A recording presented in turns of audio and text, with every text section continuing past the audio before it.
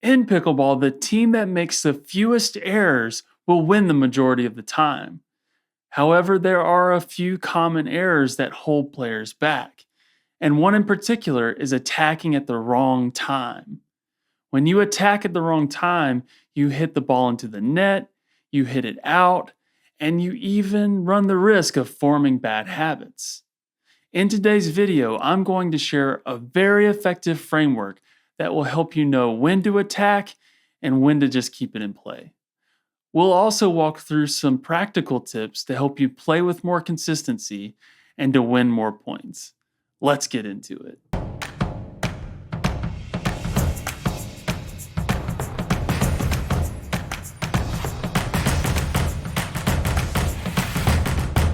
Welcome to High Five Pickleball, where we help you improve your game so you can maximize your time on the court. My name is Adam Richards, and today we're talking through the traffic light framework. What is the traffic light framework? This is simply a visual guide that divides your body into 3 zones in relation to the ball when you're at the kitchen.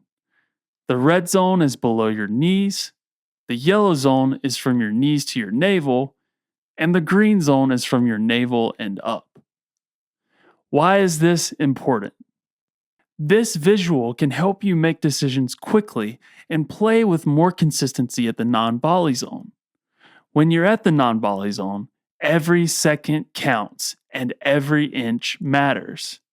Therefore, it's important to have a guide to help you stay smart and consistent. And that's the ultimate goal here, to play with consistency and to make smart decisions quickly. To kick things off, we're talking through the red zone. When you're at the kitchen, it can be tempting to hit shots that are low, especially if you want to play aggressively and create offensive opportunities.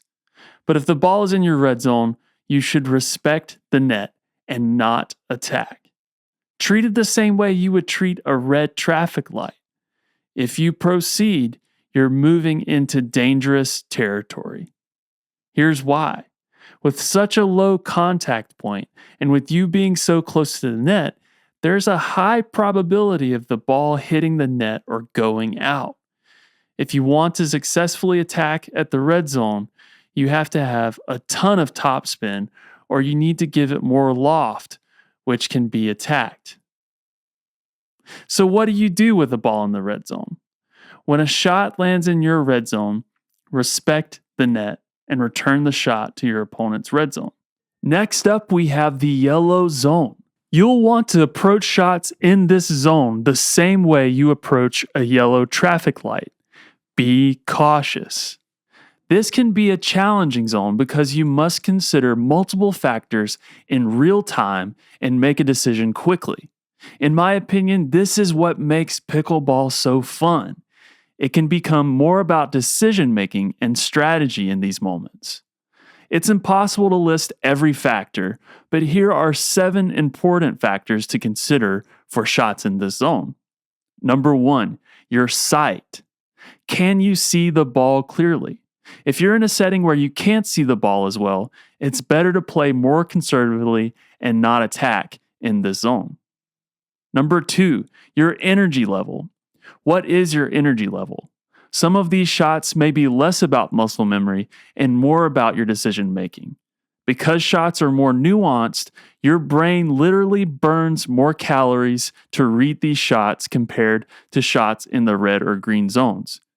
If you're low on energy or if you're tired, it means your brain will be affected too, and you will have a tougher time reading the ball, making a decision, and making clean contact. Number 3, your confidence level. Can you be at least 80% confident that your shot will go over the net and stay in? Or will 8 shots out of 10 stay in? If not, play it safe. Number 4, your position. What is your position relative to the ball? If you're 2 steps away or more, it's likely better just to reset it and keep it in play. Number 5, your opponent. Can your opponent counterattack shots that are sped up? Does your opponent want you to speed up the ball? Number 6, your partner and the current strategy. Does your partner want to play conservatively, or aggressively? Did you develop a strategy before the game? If so, stick to the plan. Number 7, the stakes. Is this a recreation game or a tournament game? What are the stakes? If you make an error here, do you lose the game? So, what do you do with a ball in the yellow zone? If you decide to wait and play more conservatively, just return an unattackable shot and wait for a better time to attack. If you choose to attack, there are 3 things to remember. Number 1, the nature of this attack will likely have an upward trajectory, so be ready for a counter from your opponent. Number 2, you have 2 more inches in the middle of the net compared to the sides. This margin for error can be helpful. Number 3, it's always in your favor to catch your opponent off guard. So consider aiming for their dominant hip or shoulder where it's a harder contact point to return. Last but not least, there's the green zone. And green means go. When a ball enters your green zone, you should attack downward at your opponent's red zone. The last thing you want to do is get a ball in the green zone and miss it altogether. When you're placing an attack, it's best to aim for your opponent's red zone, but if you are placing somewhere else, avoid the sidelines, the baseline. Those are lower percentage shots.